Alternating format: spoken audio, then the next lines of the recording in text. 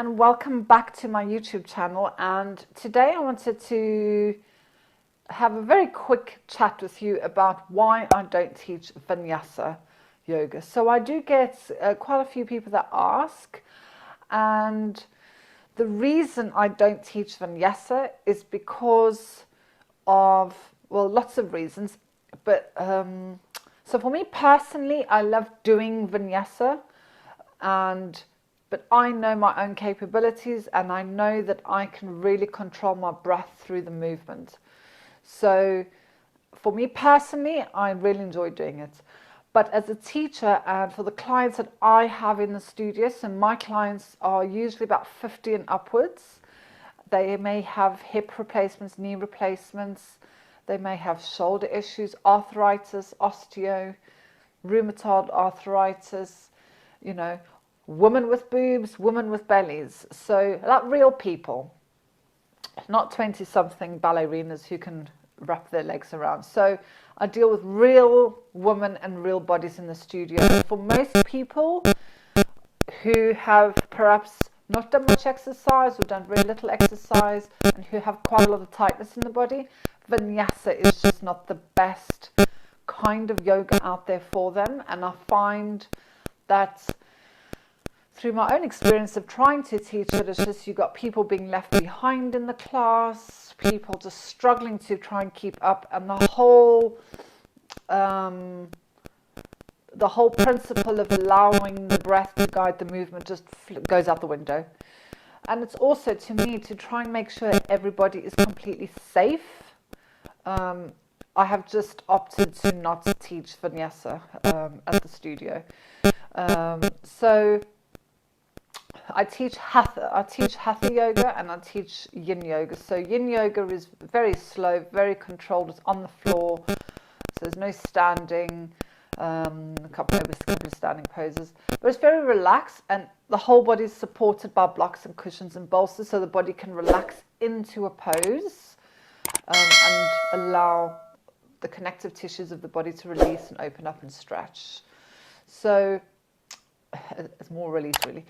So that is the Yin yoga. Hatha yoga is a load of poses, you know, all the traditional poses that you get in Vinyasa, warriors, trees, all the balancings, but they are held for a certain amount of breaths, which gives you that opportunity to get into the pose, to connect with your breath, and to let the breath dictate the movement of your body.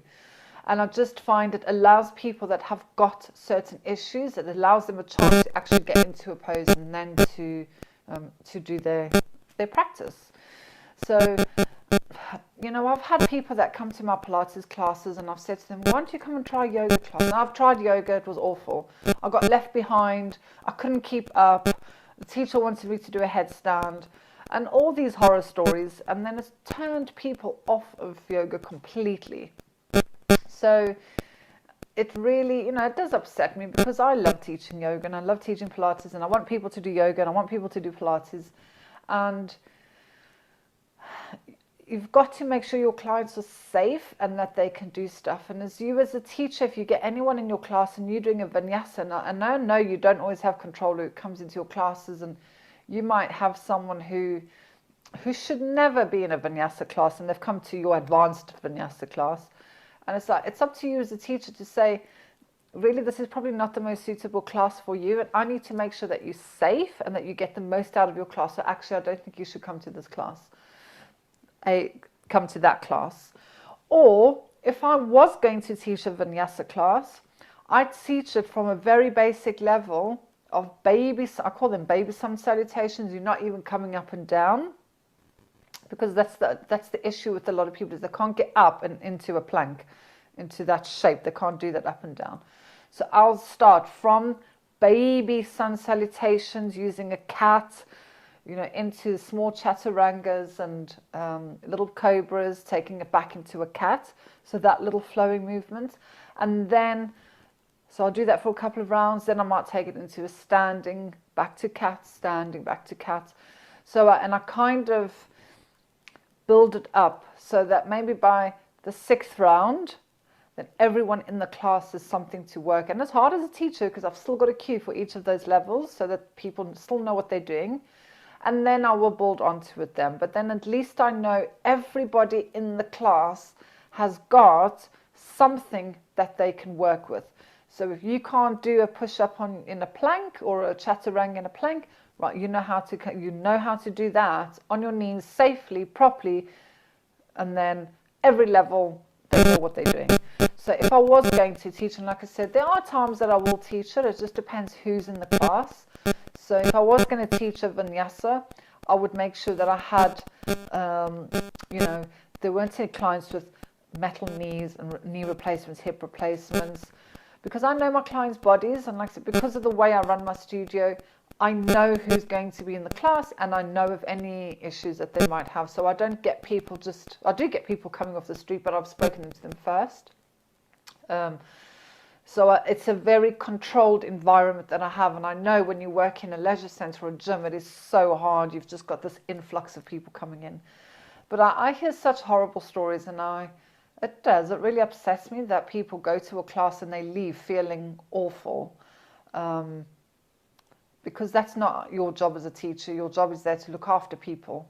And I'm going to be doing another video about teacher tips or teaching tips and stuff like that. So I just think there's other things we could do that are better for our clients, more controlled, safer, where they get more out of it and where they feel better about themselves than leaving a vinyasa class thinking, I fucking hated that.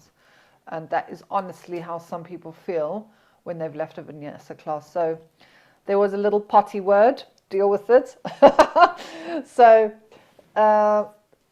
thank you very much for watching, and I'll see you in the next video, which I'm going to be doing about teaching tips, and this is for Pilates teachers, well actually any kind of teacher, Pilates, Zumba, whatever it is. I've got some tips on how to be a better teacher. So I'll catch you in the next video. Thank you for watching, and do subscribe to our channel so that you get notifications of when more videos come out.